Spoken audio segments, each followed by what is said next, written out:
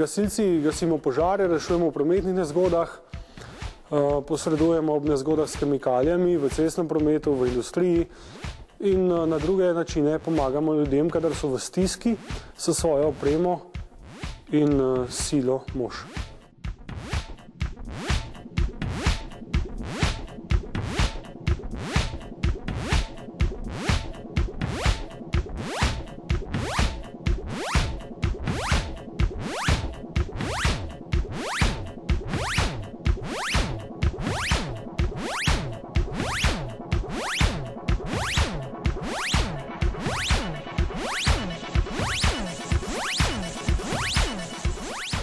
Pozitivne lastnosti tega poklica so te, da je delo izredno dinamično. Tudi vedno se počutiš koristnega v tej službi, ker pomagaš ljudem v stiski in ti je to tudi poklic. In ta služba ti lahko postane kot druga družina. Seveda ima poklic tudi negativne strani, delo je velikokrat nevarno in pa stresno.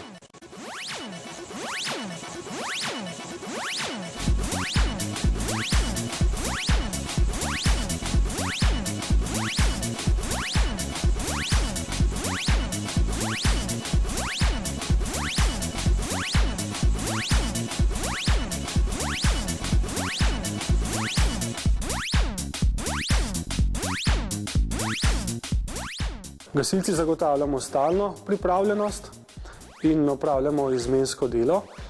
Na leto posredujemo od 1600 do 2000 krat.